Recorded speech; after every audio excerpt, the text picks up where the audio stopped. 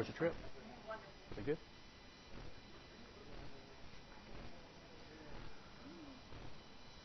All right. Looks like a few people are still on fall break. Might be the same ones who started fall break early last week. I don't know, but that's okay. We've got the core group here. Okay, so that's what's important.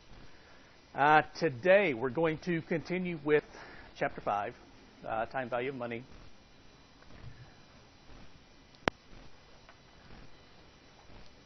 Although it looks like it doesn't like that.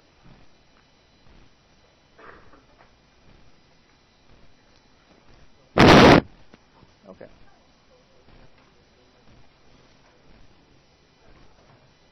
Okay. So we will pick up here now, just to kind of bring you up to date on what we've done so far. We're talking about chapter 5, and we're dealing with time value of money. So far, we've talked about the future value of a lump sum of cash, or the future value of a single dollar amount.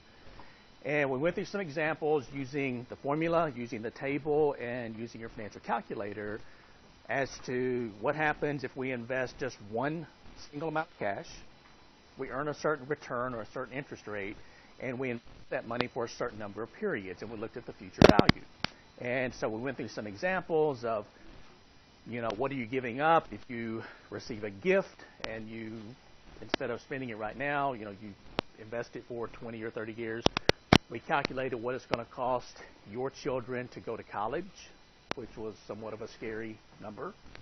But we'll talk a little bit later about, okay, if you want to accumulate that much money, how much should you invest starting when your child is born, and you've got 18 years to accumulate that money. Now, we're moving now to what's called the future value of an annuity. And we looked at the definition of an annuity the first day that we talked about this. We'll go over this again. An annuity is simply a series of cash flows, and has to be more than one. They have to be equally spaced, and they have to be equal in dollar amount. So, if you deposit $10 per week into your piggy bank for 7 weeks, that's an annuity. Same dollar amount, equally spaced, and more than one. If you have, I think I used a car payment example, a car payment of $250 per month for 48 months, that's an annuity. If you put $600 per month into your savings account for 24 months, that's an annuity. So again, equally spaced, equal dollar amount, and has to be more than one. Now, there's a couple different types of annuities. We're going to be dealing mostly with what's called an ordinary annuity, or another name for this is a deferred annuity. And it's simply an annuity where the cash flow or the payment occurs at the end of the time period. So the end of the week, end of the month, end of the year, whatever the situation is. The other is what's called an annuity due. That's where the cash flow occurs at the beginning of each period. And you need to know these definitions for the next test. Okay, what's an annuity? What's an ordinary annuity? What's an annuity due? And we'll go through examples of both of these types using your financial calculator. Okay, this is a timeline showing an ordinary annuity. Now, this is a 3-year ordinary annuity of $400 earning 5%. And the question is, what is the future value? Well, this shows we could calculate this, learning what we know about the future value of a single dollar amount. We could calculate the future value of each of these one at a time and simply add them together to come up with the solution of 1261. For example, now, it's an ordinary annuity. So this is today. The first $400 goes in at the end of the first period. So we're starting here, so this is the end of the first period, $400. The second $400 goes in at the end of the second period, and the third at the end of the third period. And so what we're doing here is we're investing the first $400 for 2 time periods at 5% and computing the future value, which is $441. The second cash flow is invested for 1 time period at 5%, so it's going to equal $420. And the third cash flow, we're assuming that we're putting it in and then taking it out simultaneously so it doesn't have time to earn any interest. So it's for just the $400. And again, we can add these up, and you can do it that way. You can get the same answer really simple. The problem is if you've got a 10 or 15 or 20 or 30 period annuity, it's going to take a long time to work it this way. So we can take a shortcut. Now, this is probably not a shortcut you want to take, but this is the equation solution. Now, you don't have to know this, okay? If you want to impress your friends or maybe your parents, if they're paying for your tuition, to let them know they're getting their money's worth, just kind of be flipping through here and just, by the way, look what I'm studying in my Finance 330 class, okay? Some of them will understand it. Most of them won't understand it, and that's a good thing when it comes to what you're learning in school. But this is the solution, and this is the financial calculator method of calculating this. So this is what we're going to be using in here. These are your inputs. Now, remember, this was a $400 3-period annuity earning a 5% rate of return or a 5% interest rate. So the only difference is between what we did with the future value lump sum and the future value annuity is instead of entering a present value, we're going to enter a payment. So the payment goes with the annuity function. And so in calculating this, if we want to bring this up, now I'm going to go through and check to make sure that I'm set on one payment per year, which I am. And then I'm going to go through the clear process. So once you're back to zeros, second, clear time value of money, second, clear work. And then it doesn't matter what order we enter these. Now, I'm not going to use the negative 400. I'm just going to enter the positive just to save a step, knowing that the solution is not a negative number. So I'm going to put in 3 as my N, 5 is my interest per year, I/Y, and 400 is my payment. Once I have my 3 variables in, I want to press my compute key in the top left-hand corner and the future value. And so the solution should be $1,261. We put in 3 $400 deposits, that's $1,200 total, and we earned $61 in interest over the 3-year period. Is everybody coming up with the right answer? Remember what I told you the last time we met? If you're not getting the right answer, please let me know, and it's not a problem. We'll get you straightened out. What about my scientific calculator users? Are you coming up with the right answer? Is anybody not with the scientific calculator? Do you need some help? Okay. Which one do you have? All right, I can do that one. 5 to IY, 0 to PV, negative 400 to this, and then, compute future value. There we go. There you go. Sorry, I just had it. Yeah, now, and that brings up a good point. Here they're showing that you're entering the present value of 0. You actually don't have to enter the present value of as a 0. You can just skip past that. If you want to, you can. It doesn't really matter. All right, so that's a fairly straightforward example. Here's something that I think is probably going to be a little more realistic for a lot of you, and it has to do with investing for retirement. And this is just a simple example. It says you've just graduated, you started your first job, and you've got the opportunity to participate in your employer's 401k plan. Now, a 401k plan, there's nothing magical about that. It's simply a pre-tax retirement plan. Now, let me talk about retirement plans for just a minute. When you go to work for an employer, hopefully they're going to have some type of retirement plan available. Some are called defined benefit plans. The defined benefit plan is something like a pension. So that means you go to work for the company for 20 or 30 years. When you retire, they give you so much per week or per month as a pension for working there. Pensions are disappearing. Okay? Your grandparents may have a pension. Your parents possibly might have a pension plan where they work. But more than likely, most of you will not have a pension plan. And the reason is the employer, a lot of times, it works different ways, but sometimes they'll take a little money out of your paycheck to deposit or to invest. They will also put money into an account for you. And when you retire, your employer has to have invested well enough to pay you your pension for the rest of your life. So if you retire at 60 and you live to be 95, they have to have invested enough money to pay you for that next 35 years. So that puts all the pressure on them, all the risk on the employer. So what's happening is employers are now switching to what's called a defined contribution plan, which is something like a 401k, or if you work for a nonprofit, it's called a 403b. And that simply means the company a lot of times puts money in for you.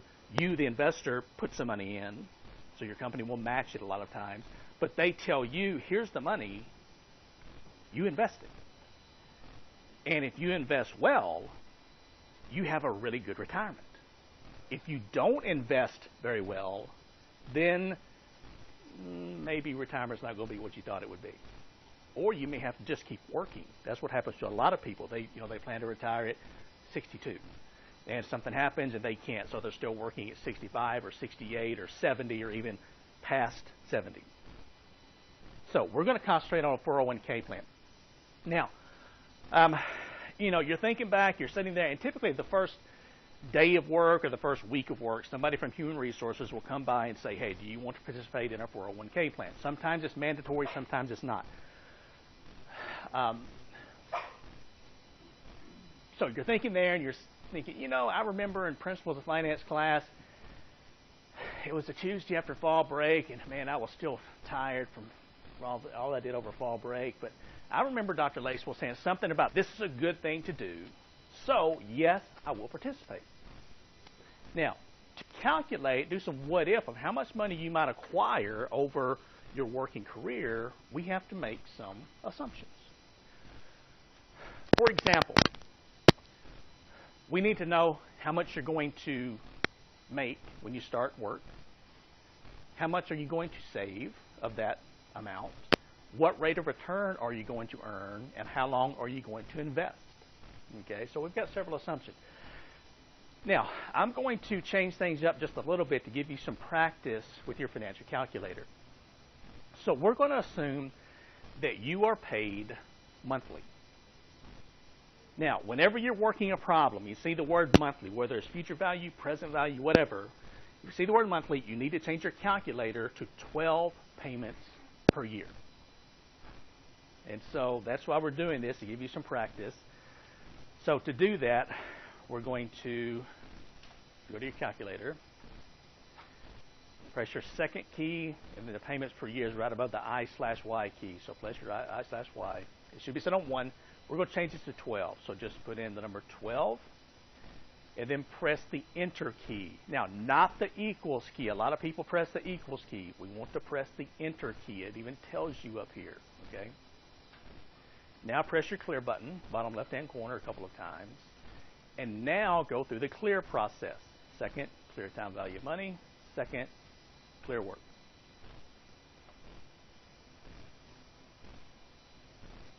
All right, so let me move this over for just a minute. All right, so that's not what we want. Let me go back here.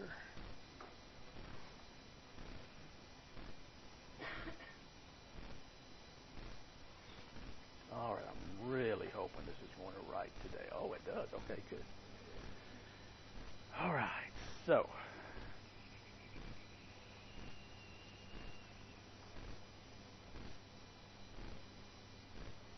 all right, now, I know all of you, you major in different things: marketing, management, information systems, finance, whatever.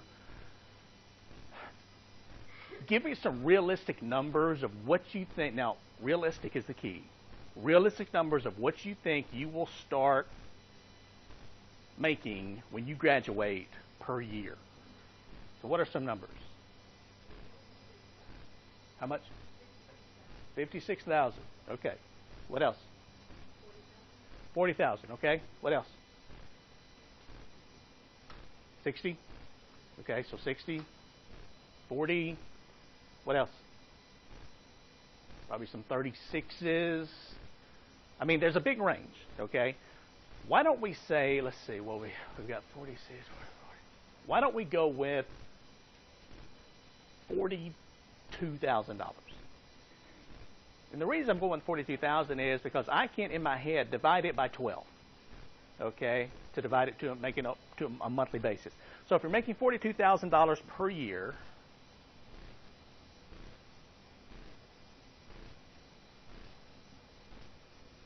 if we divide that by 12, that's going to be $3,500 per month. And remember, this is your gross pay. So this is before any taxes, Social Security, anything's taken out. You're making $3,500 per month. And again, to make this nice and even, I'm going to say that we're going to take our $3,500, we're going to multiply it by 10%. So I'm assuming you're going to save 10% of your pay, 10% of your gross pay, which is $350 per month. So this is how much you're going to invest. So your payment in this case is going to be $350. Your interest per year, again, this is going to depend on your level of risk aversion.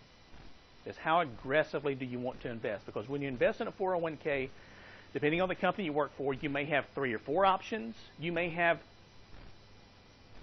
100 options in terms of investments. And typically they're mutual funds, and they can be money market mutual funds, which are very safe. They can be bond mutual funds, which are a little riskier but still pretty safe. They can be stock market mutual funds, which are riskier, and you can be really risky in the stock market, or you can be fairly conservative in the stock market. So again, you have lots of different options in terms of investment. But let's say that your investment returns, you invest in the stock market fairly aggressively, and your investment returns an average of 9%, which is actually less than the stock market average over the last 75 to 80 years. And then the last thing we need to determine is the number of monthly deposits. Now, again, this depends on the age that you start work, the age that you plan to retire, but I think for most people in here, we can safely say that you're going to have at least 30 years to work. As I said, I think the first day of class, most of you are going to work for almost 50 years. So just prepare yourself, okay? That's half a century of working. But if we start with 30, the way we do this is we're going to take our 30 years, and then we're going to multiply that by 12. So our total number of deposits is going to be 360 once we have changed it to monthly payment. And the last thing we need is simply to compute the future value. Now, again, let me remind you that we changed our payments per year to 12. All right, so let me go back to the calculator.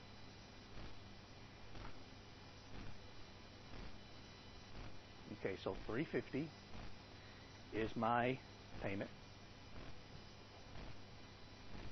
360 is my N, the number of payment, and 9 is the interest per year.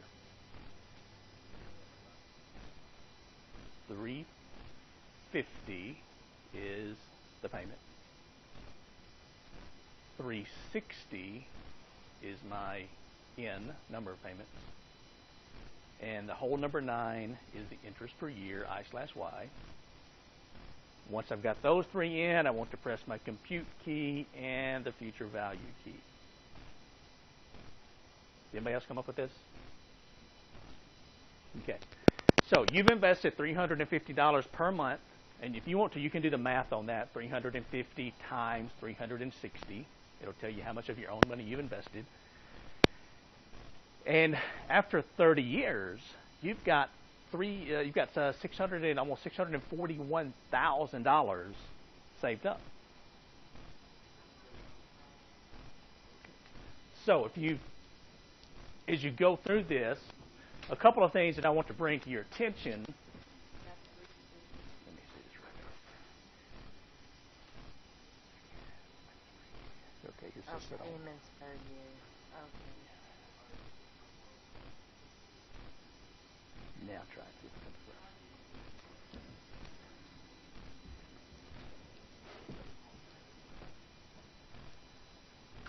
Now, this is not bad considering you're just putting in $350 per month. Because in this example, you work for 30 years. How many pay raises did you receive over that 30-year period? How many do we have calculated into our example? None. So you started out 30 years ago making $42,000. 30 years later, making $42,000. Now, you know that's not going to happen. I'm looking around the room at some pretty smart people. So as your pay goes from $42,000 to $52,000 to $62,000 to $82,000 to $102,000 to $122,000 per year, imagine what's going to happen to this number if you keep saving 10% of that. Also, we talked about your employer matching a contribution. So a lot of times they will match up to sometimes 0.5% per every percent that you put in, up to say 6%. So sometimes, if you put in 6%, they match it with an additional 3%. So if you're putting in 10%, they would put in an additional 3% for a total of 13% of your pay. So again, if you add that number in, this number is going to get much, much larger. We didn't factor that in. And if you want to take a look at some additional numbers, for example, after 30 years, most of you will not be ready to retire. It's just a fact. So most of you are going to work for at least 40 years. So that's going to be 40 times 12, which is 480 deposits. So if we put in 480, press our N key, and compute the future value, after 40 years, you now have $1.6 million saved up.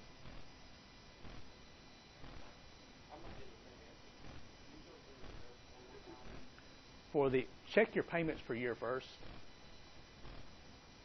The second, and then the I/Y key. It should be set on 12.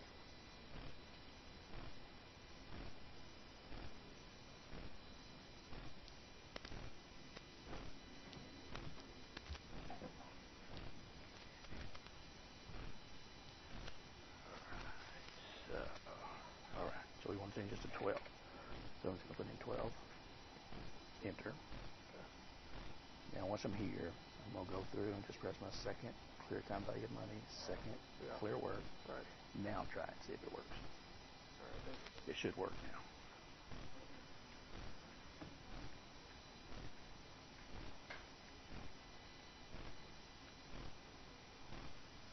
Okay, all right, there you go.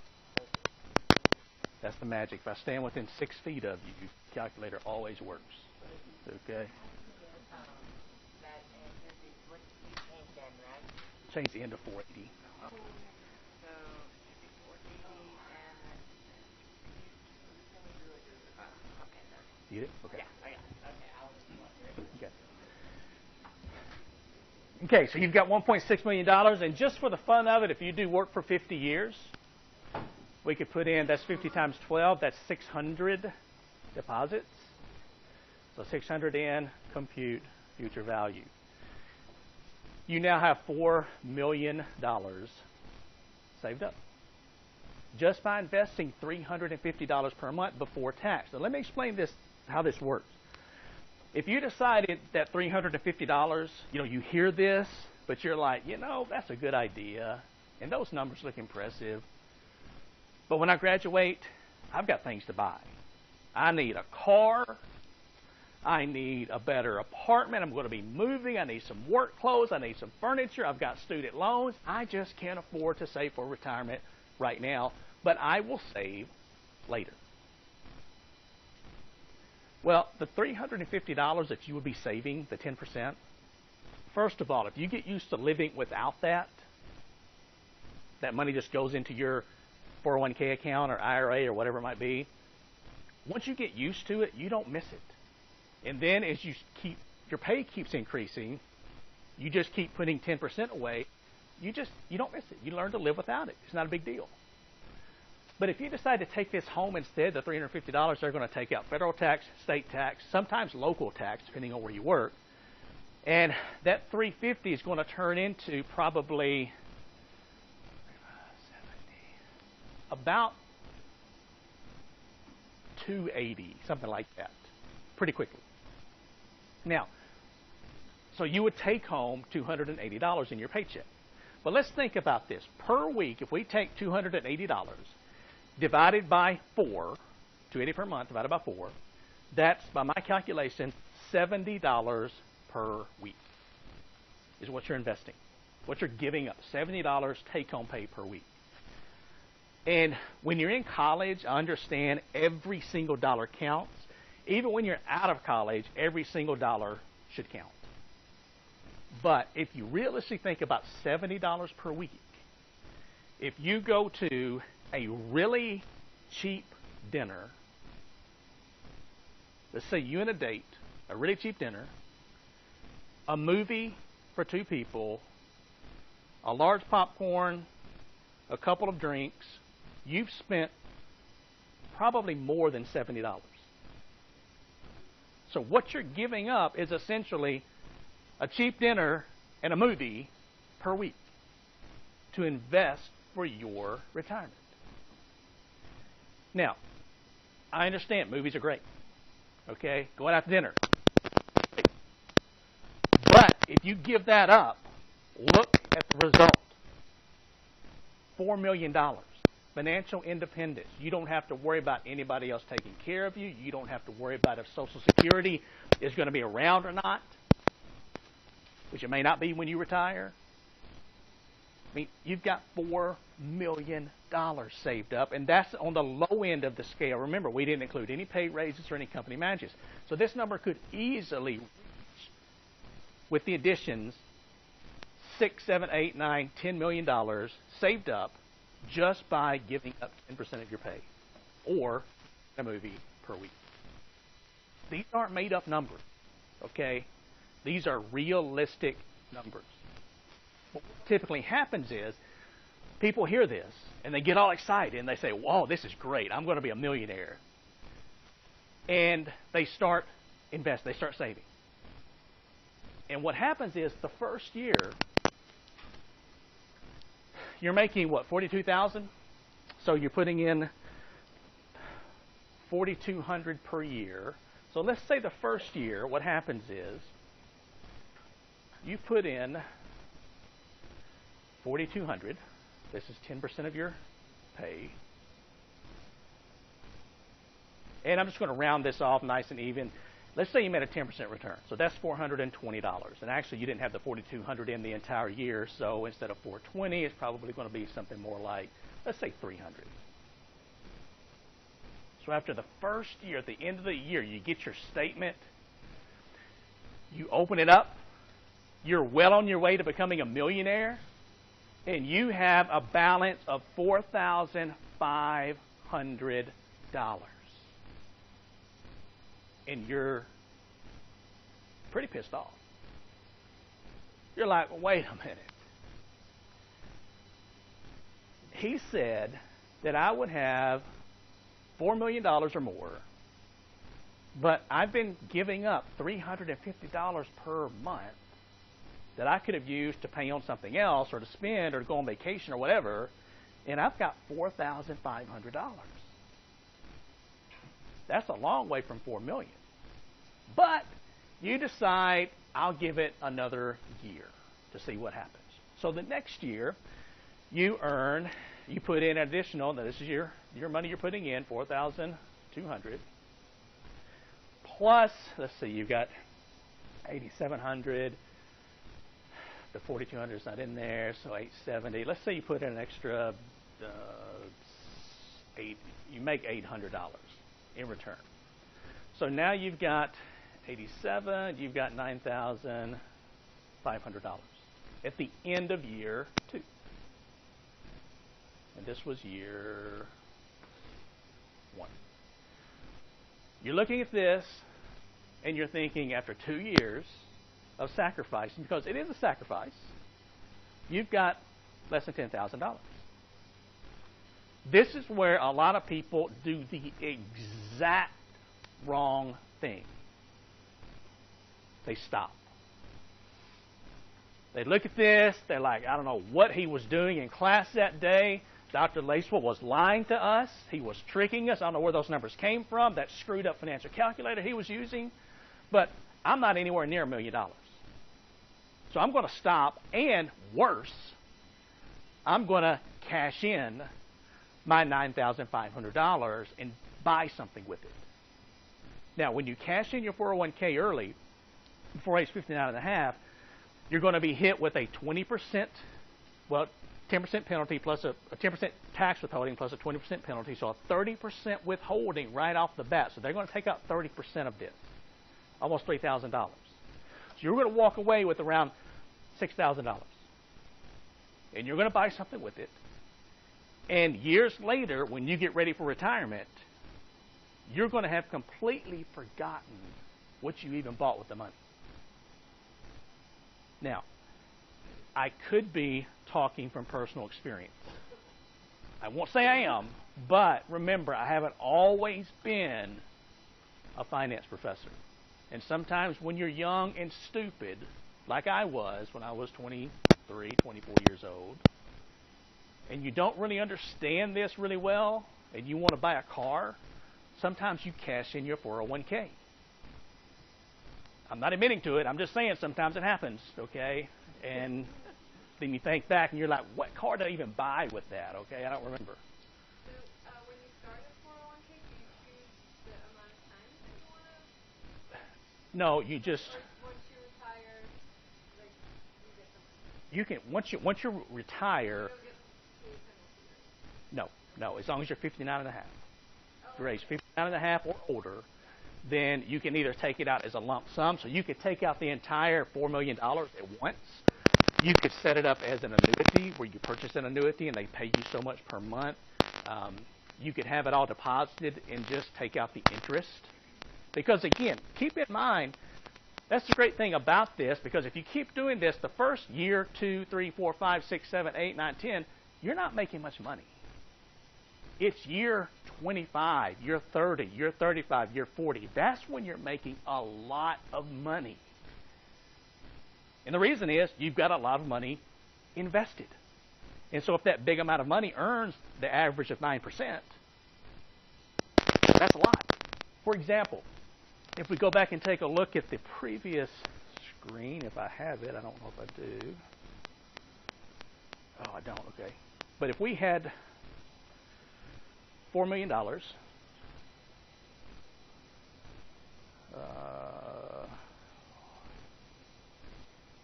okay, so that's how much you have invested, and this is in year 50. But again, after 30 or after 40 years of work, which most of you are going to work for 40 years, with pay raises and stuff, I can easily see you having $4 million saved up after 40 years, without much problem. And this is not making a ton of money, okay? This is, I mean, everybody in here should be able to retire after 35 or 40 years of work with at least $1 million saved up, without much problem at all. But let's say you decided to work an additional year past this, and you earn, I'm going to round this up from 9% to 10% because it's easier. You made a 10% return on the money sitting in your account. What is 10% of $4 million? Oh, how much? $400,000. So you would have $400,000 added to your account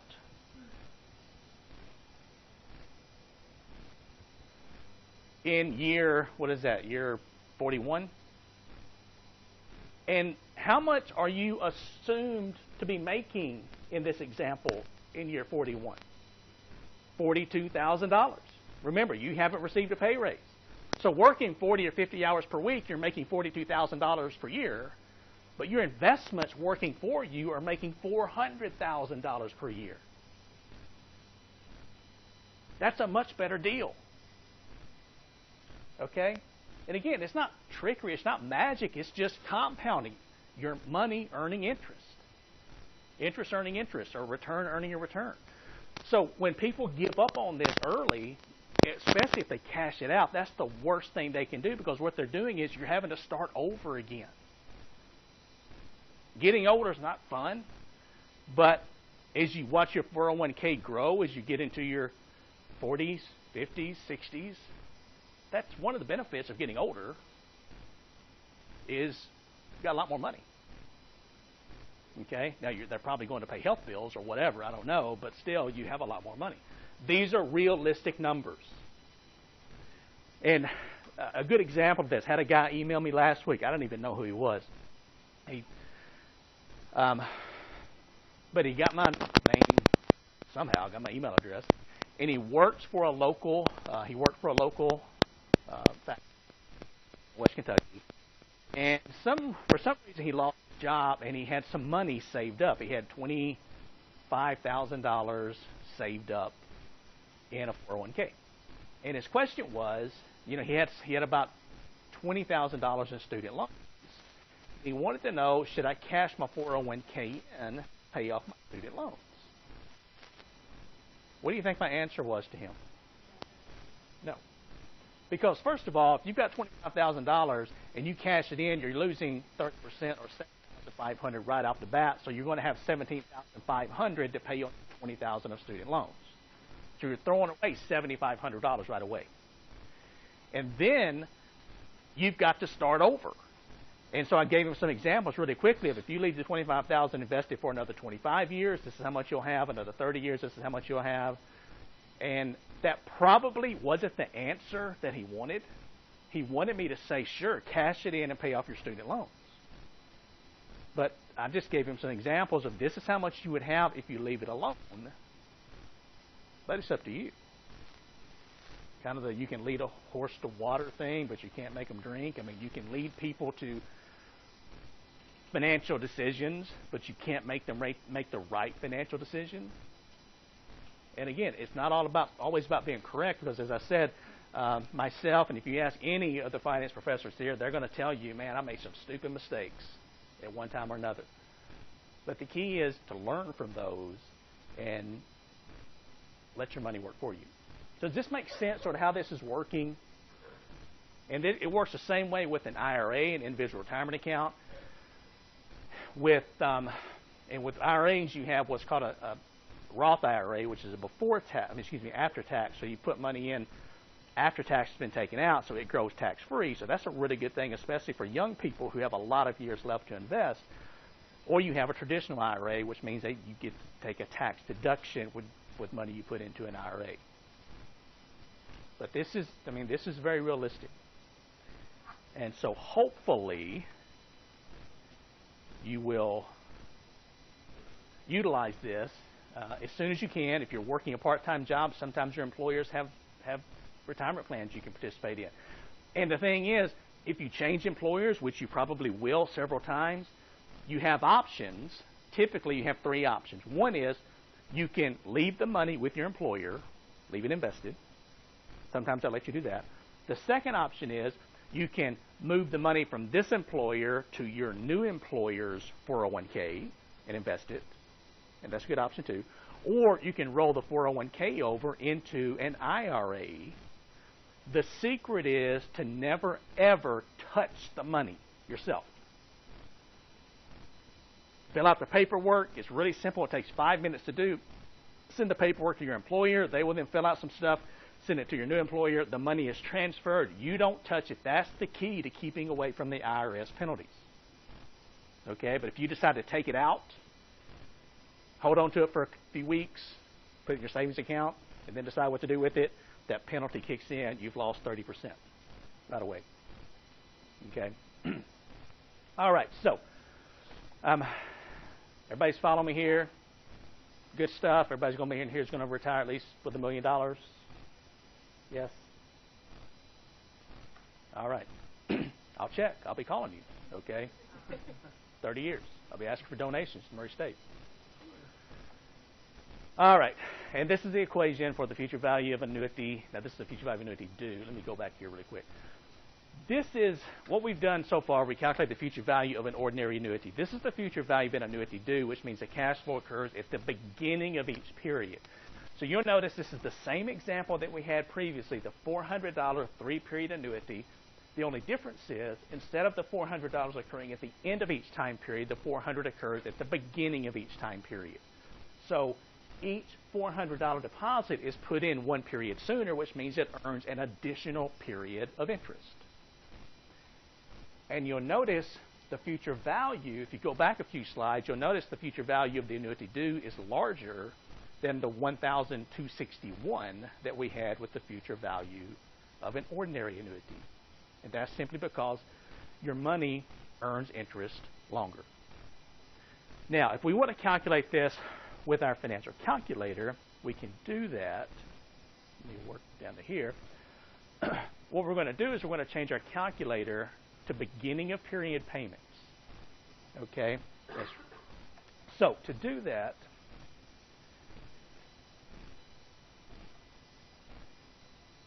we'll go through the clear process. Now, to change the beginning of period payments, I'm going to right here above the payment key, if I press the second key and the payment key, it shows me that I'm currently set to end of period payments, which is where I want to be 95% of the time.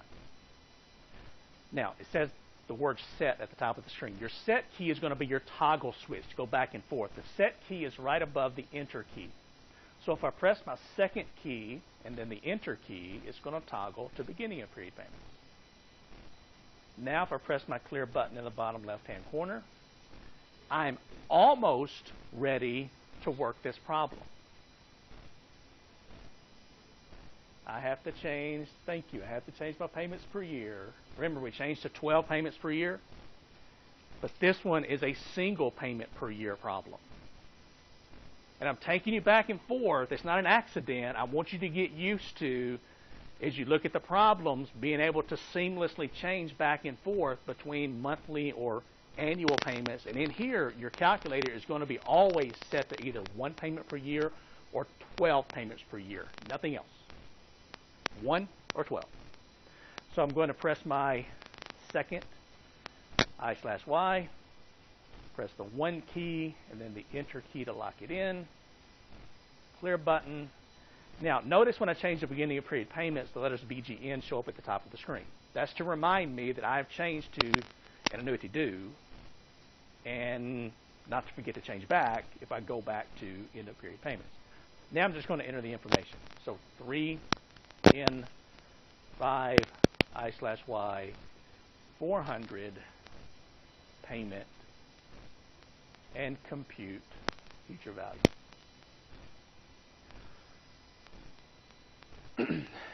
And the solution 1324.05, which matches what we have here. Does everybody get the correct answer? No.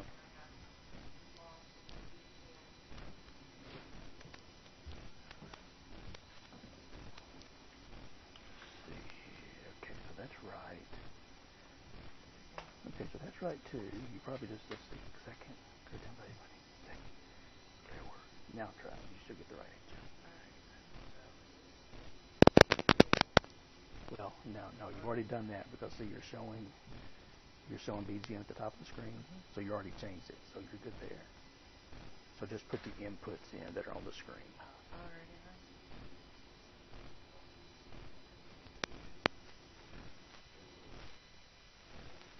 Oh, you're fine. It worked. Good deal. Now we're going to change back. So to change back to end of period payments, because we're done with that, we'll do the same thing. Second, begin, and then second, enter. Now the BGN goes away, and you're ready to work the next. All right, so that is the future value of an annuity due.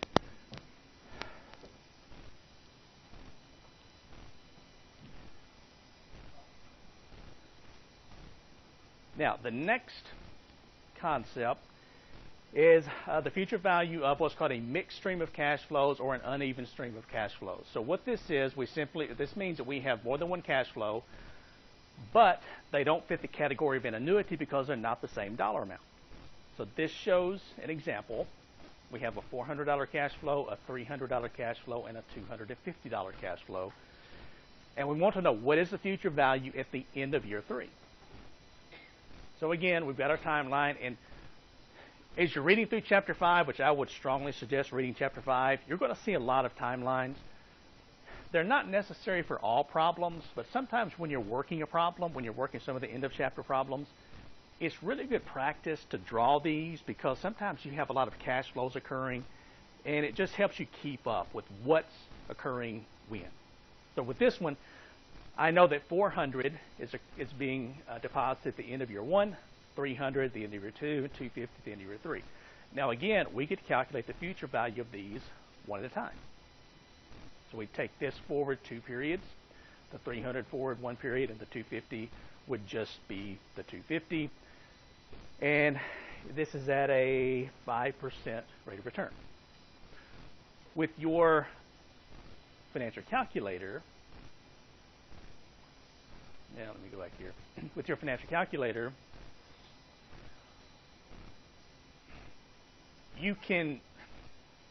there's really not a function to do this.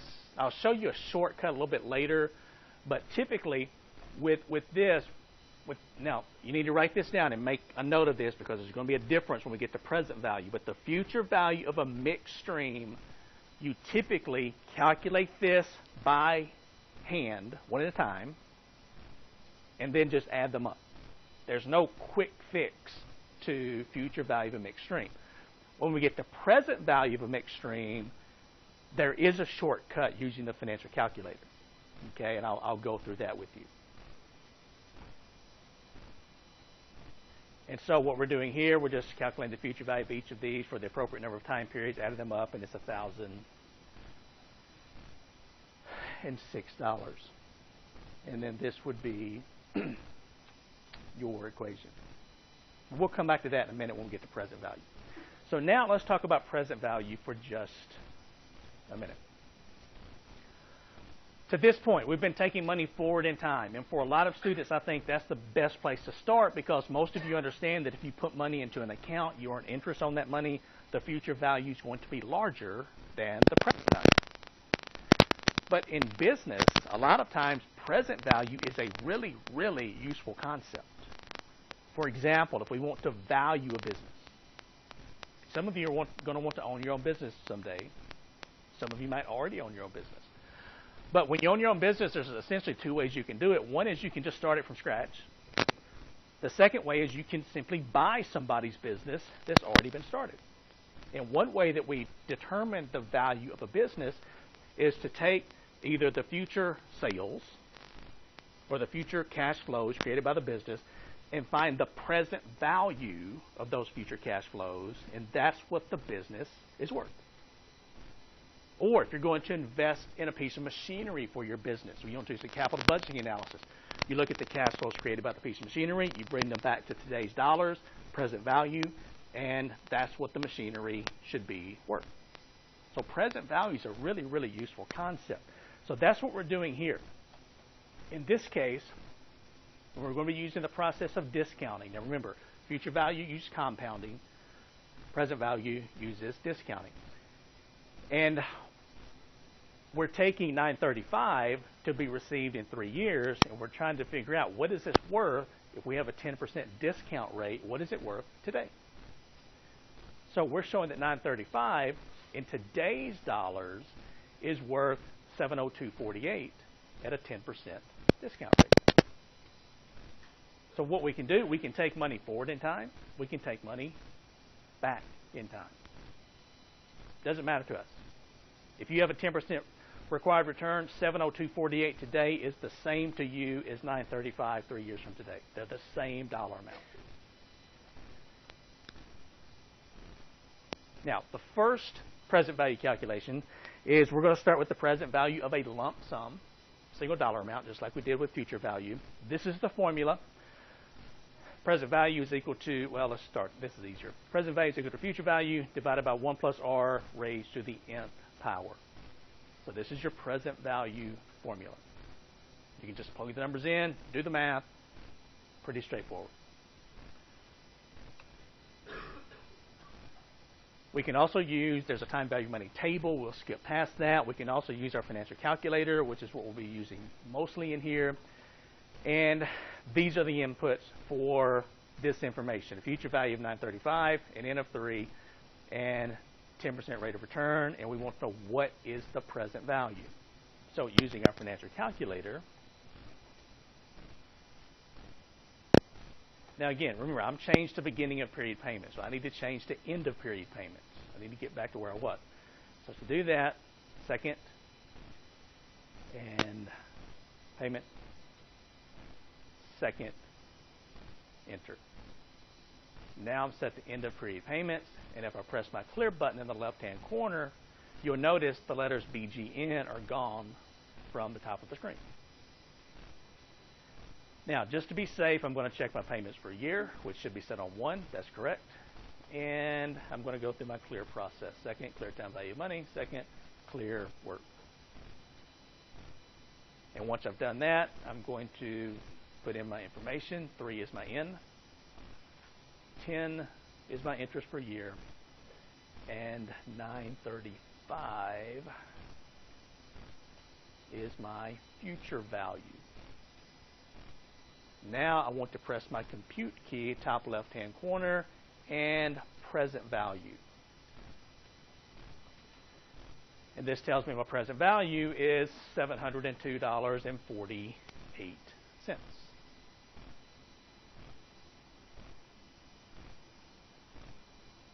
Everybody getting the right numbers here?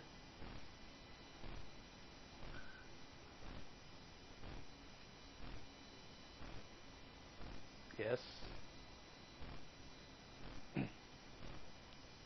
Okay, now this is a pretty simple example. Let's look at something that maybe is a little more realistic. Maybe, maybe not. But this happens, believe it or not, stuff like this happens all the time. So let's take a look at this example. And this is a person, they're going to receive $100,000 in an inheritance when they turn 30. Now, unfortunately, this didn't happen to me, okay? Nobody gave me $100,000 when I turned 30. Nobody gave me anything when I turned 30, but for some people, and this happens all the time. And this works with an inheritance. Sometimes there are lawsuits. Maybe somebody's hurt at work. They're hurt in an automobile accident. You see advertisements, commercials all the time where people will buy injury settlements, or they will buy an inheritance. J.G. Wentworth is one of the companies. They have these crazy commercials. And there's lots of companies that will buy future cash flows. As long as they can legally make a legal claim to that so that they get their money, they will buy your future cash flow. And so this person, you want to sell this inheritance, but you're currently 21 years old. So the problem is you've got to wait 9 years to get your money. And so you call our company here, J.G. Wentworth, and they say, sure, we'll be happy to buy your inheritance. Now, you've sat through a Principles of Finance class, and you're thinking, you know, I know that they have to make some kind of return on their money if they're going to buy my future inheritance, because they don't get the money for 9 years, but they're going to pay me today. And so you're thinking, you know, maybe something like a 6% rate of return is fair. So we can calculate the present value of $100,000 9 years from today at a 6% discount rate. And let's see if I've already done that. No. Okay. So let me go here. All right, so we know that the future value in our example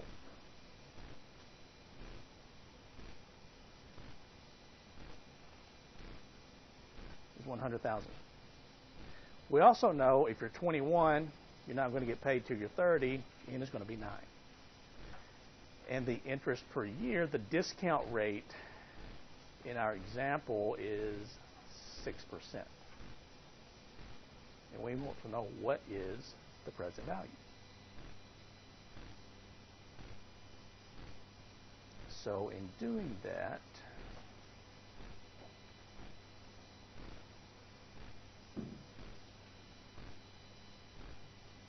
if I bring up my financial calculator,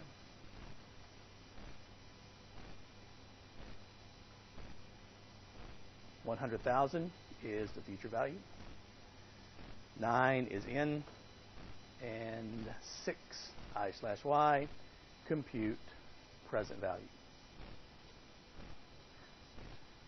So what this says is, J.G. Wentworth will write you a check today for $59,189.85. You take the money, and in 9 years, they get the $100,000. That's the present value of $100,000 to be received 9 years from today.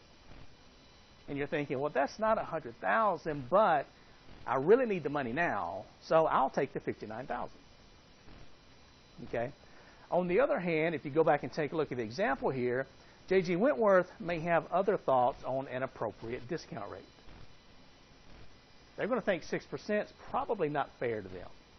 They're going to think something more like 30% is a better rate of return.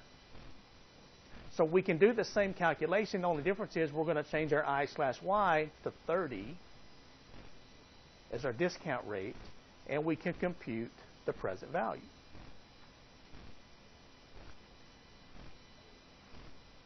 Now, they would rather write you a check today for $9,429 and in 9 years receive your $100,000 inheritance. Do what? Yeah, a lot of people might. Now, my question is, would somebody actually do this? Would somebody actually accept $9,430 today and not wait 9 years to receive $100,000?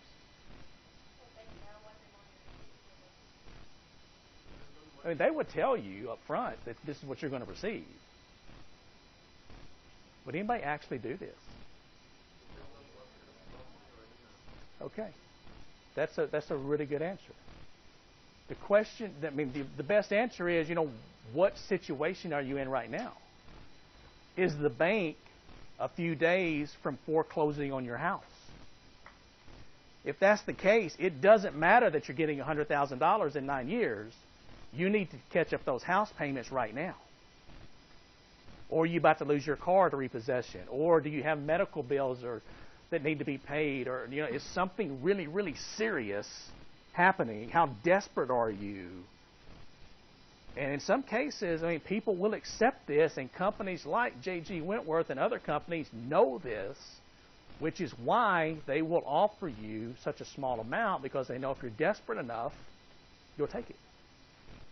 I'm not saying it's right. I'm not saying it's fair. I'm not saying it's ethical. But it is legal in some states. Some states, they do have a cap on what the discount rate they can use. Remember, we use 30% here. Okay? But this happens. It happens every day.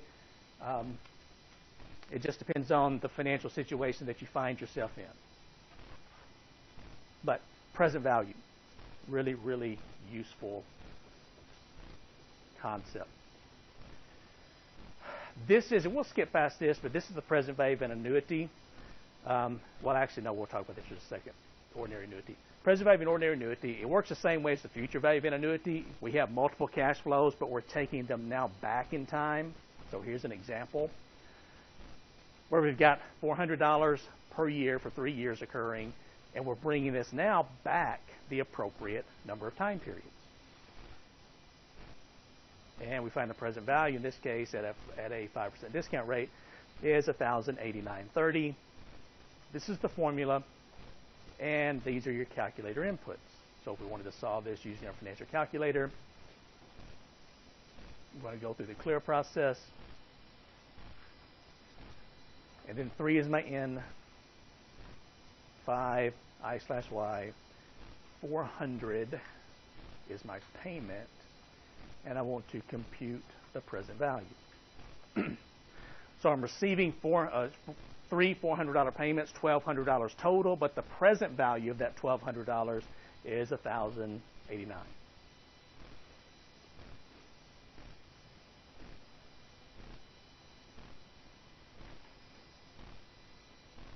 And this concept actually is pretty popular among any of you who play anybody play the lottery in here? Buy a lottery ticket every once in a while? Nobody? Oh, a few of you do. Okay, yeah. I mean, jackpot gets big enough. I understand statistics. I understand the odds against me.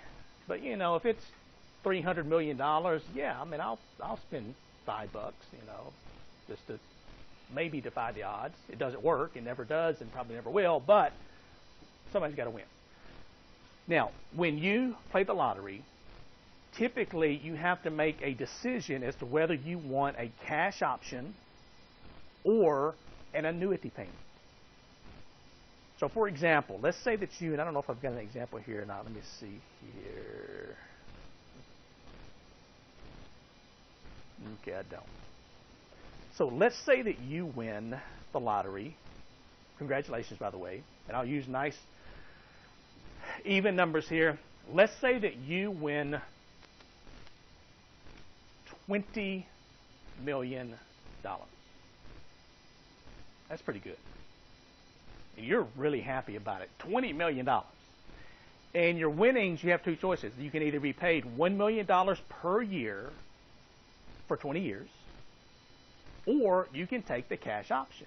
Now, a lot of people mistakenly think that if you take the cash option, they're going to give you the entire $20 million at one time. They're not. They're going to give you the present value of a 20-year, $1 million per year annuity, which is, luckily, what we just learned how to calculate. So if we want to calculate the present value of that, what would your cash option would be? We could simply enter our payment, which is $1 million per year, our N, which is 20 years. Now, our interest per year, that's going to be what the lottery corporation could earn on their investments, because when people buy tickets, they don't pay it all back out. They take a profit, they invest it, so they'll have money to pay off the winners later. And so, you know, they might use something like, I don't know, a realistic rate of return, maybe 6%, something like that. They're going to have to be a little conservative, so probably 5 or 6%. So if we enter this information, payment of $1 million, N of 20, interest per year of 6%,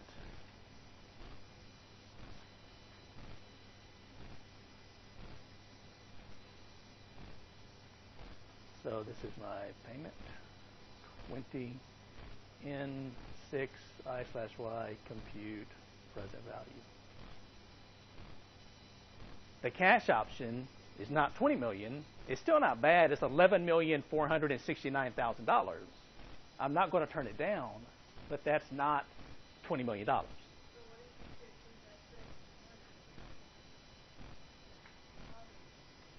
That's good thinking. You answer that question for me. What if you could invest this money for more than 6%? Then you'd be better off taking the cash option. Now, the thing is, one thing we forgot income tax. And so if you've got $11 million coming in 1 year, they're going to withhold at the maximum rate. So essentially, you're going to clear about half this. So you're going to take home about $5.5 million, $6 million, something like that. Probably about $6 million. So your $20 million turns into $6 million pretty quick. Still not bad, but it's not $20 million because of the discounting of the cash flows. You will. You'll pay tax on that too. Yeah. You can't get away from the tax man.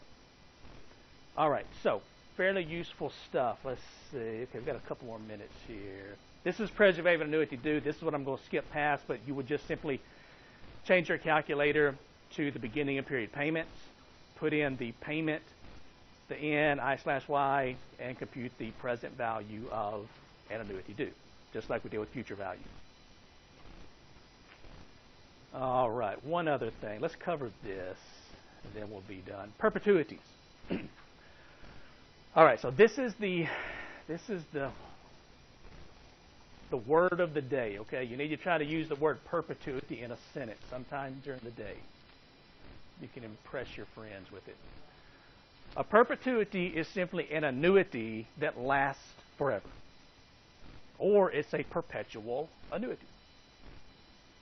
So, the equal cash flow that occurs in our other examples for 10 years or 20 years or 30 years, with the perpetuity, it occurs forever. And you may think, well, that's not very realistic, because a cash flow can't occur forever. But let's look at an example, and actually you don't even have to use your financial calculator. It's really simple. This is the formula. Present value of perpetuity is equal to the payment that you want to occur forever divided by the interest rate or the rate of return. Real simple. You will be given all of the formulas that you've seen. You'll be given those on your formula sheet for the second test. Now, how many people in here have ever received a scholarship of some type? Raise your hand. Okay, anybody who is raising their hand has probably been the beneficiary of a perpetuity, and you probably didn't even know that. Because the way it works is, if somebody wants to create a scholarship, they will call, for example, Murray State University, and they don't just donate the amount of your scholarship per year, they donate a lump sum of cash, and then Murray State invests that money, and they use the interest or the proceeds from that money to fund your scholarship. Now, here's an example. Here's a really simple example just to kind of show you how this works. This is not really difficult. It says you want to receive $1,000 per year forever, and you can earn 10% interest on your investment. And so if we go to our perpetuity formula, which is here, payment divided by interest rate, we have the $1,000 forever divided by the 10% interest rate equals a present value of $10,000. Now, follow me here. This is not rocket science. If we invest $10,000 and earn 10% on that money, what's 10% of $10,000? $1,000. And so if we don't touch the principal, we keep the $10,000 principal invested, and we can maintain a 10% return, it's going to provide us with $1,000 in interest every year, year after year after year, and it's never going to stop because we're not touching our principal. So there's nothing complicated about this. It's just you're investing money and you're spending the proceeds, the return, and if you don't take away from the principal, which is the amount that you invest, it's just going to keep going. Now, here's another example. This is actually very realistic. This happens every day on campuses across the United States. Every day here at Murray State, actually. Now, I'm embellishing just a little bit here, okay? But let's say you've graduated. 20 years have gone by since you graduated, and you have been really, really successful. Okay, you've been moderately successful, okay? And it's a Friday afternoon. Things are kind of slow at the office. You're sitting in your big corner office looking out over whatever you want to look at.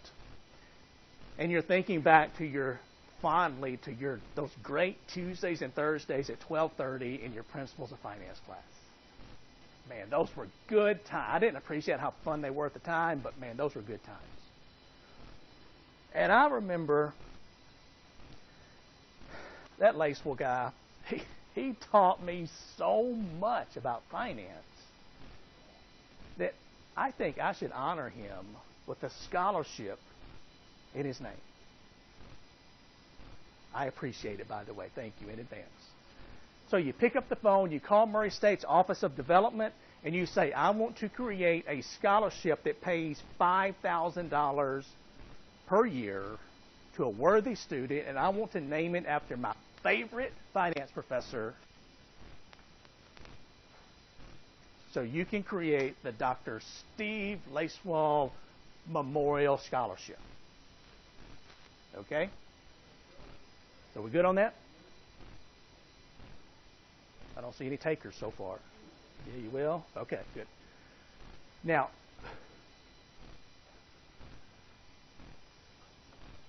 you have to be dead to have a memorial scholarship? Is that a qualification? Yes? All right, we're going to change the name of the scholarship. Remember, this is 20 years from now, okay? So, 20 years from now, I will probably be right here, still doing this. So, the Dr. Steve Lacewell Excellence in Finance Scholarship. How about that? Leave memorial completely out of the equation. $5,000 per year. So, they say, sure, we'll be happy to do that. Now, the way it works is Murray State earns, on average, 5% on their investments. So what they're going to do is they're simply going to say, okay, we'll be happy to do that for you. If you want to create a payment, a scholarship of $5,000, we're simply going to take 5,000 divided by 0.05, and that equals how much? $100,000. If this were right. All right, come on. We're almost finished. Let's go. Oh, it's dying on me. Oh, I think it died. Okay. But you would have to write a check for $100,000 if Murray State invested that at 5% interest. 5% of $100,000 is a $5,000 scholarship forever. The $100,000 stays invested, and it keeps creating the $5,000 scholarship. So that happens, again, every single day here. Very real life, very realistic, and that's what a lot of you have benefited from, are people donating money, and you get the proceeds from that. All right, be reading chapter 5. We will continue with it on Thursday. Everybody have a great day, and I will see you Thursday afternoon.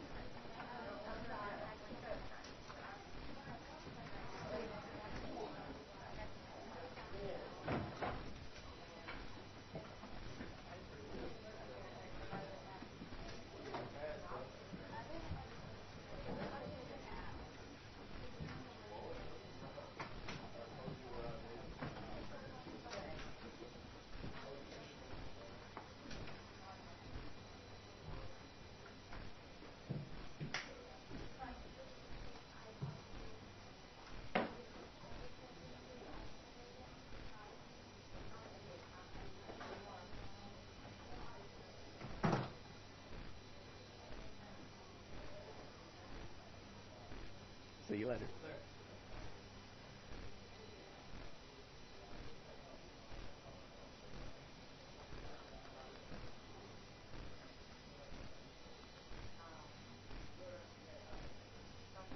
Yes, sir.